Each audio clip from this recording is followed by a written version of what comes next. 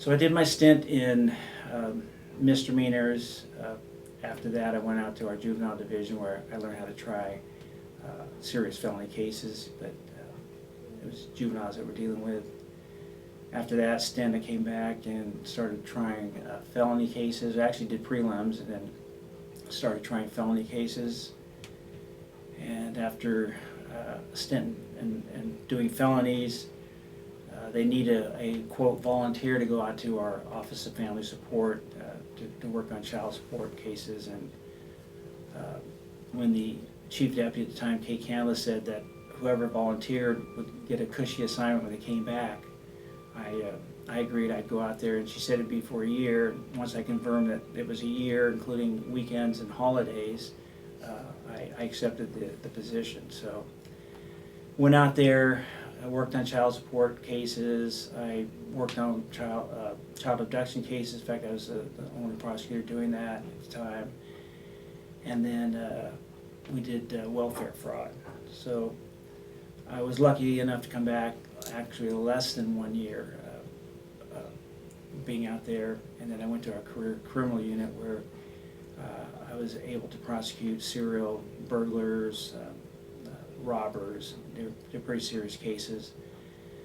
So I did that for a while, and then after that, there was a guy by the name of George Williamson, who's probably one of the best prosecutors that I've ever even seen, heard about, read about, watched movies about. Anyway, he asked me if I would come to his major narcotics unit, and I remember there was a new supervisor there in career criminal at the time, and I was hemming and hawing with George about, well, I'm not really sure, the new supervisor just got here. And in vintage George Williamson style, he just said, hey, look, asshole, answer's yes or no. And so I said, oh yes, I'd be very happy to go there. And so I went to major narcotics, worked with George for a couple years. After that, Jeff Rose from our adult sexual assault unit, the rape unit, asked me to come to his unit. I worked there for a couple years and tried a lot of rape cases. And then after that, I went back to major narcotics for another stint working for Dale Kitching.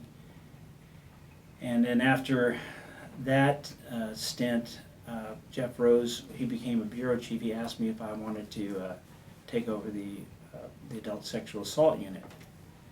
And I really hadn't thought about it, but and I also didn't want to go in behind having to replace somebody that literally is legendary, and that's Jeff Rose. He's probably one of the premier adult sexual assault prosecutors in the nation. He was at the time too. And so I thought, okay, I'll give it a whirl, and I actually got to work with Jeff a lot since he was the bureau chief of that unit, and I was there for 8 years. And some of the people who went to that unit are Rochelle Beardsley, our District Attorney Anne-Marie Schubert,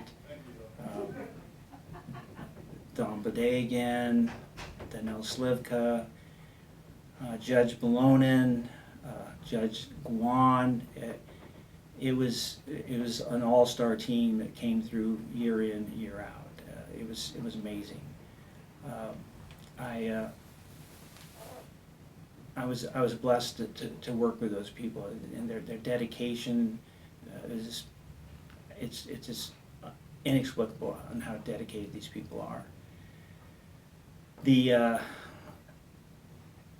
sheriff's department has a supervisor at the time, Mickey Links, and she ended up coming over and doing the adult sexual assault cases for them, and she's one of the finest investigators I've ever been around. And her unit, again, you can watch TV, you can read books, but I've never ever worked with a group like that was so dedicated to solving these cases. It was a joy to work with them, The bottom line, as you can probably tell, is those 8 years that I was in ASAP is the greatest thing that happened to me in this profession. Yeah, I saw a lot of darkness. I saw the worst in people, but then I also saw the best in people. I mean, these victims, whether the victim was a prostitute, was a housewife, it didn't matter. These people, they stood up with courage, and they helped us prosecute these cases. And I'll always be grateful to them for doing that, because I know it came at a great sacrifice. I mean, whether it was a woman who was abducted while going to work and then sexually assaulted and lit on fire, or a woman who just wants to go to the ATM, then she goes and she's abducted and sexually assaulted and then shot 2 times in the back of the head and crawls to a farmhouse, barely alive, and survives that and then goes to court, to face the person that did this. I mean, the stories are just, they're unbelievable. They're difficult cases, challenging cases, but the best cases that I've ever worked on. After that, I was asked to run our major narcotics unit. Did that for 4 years.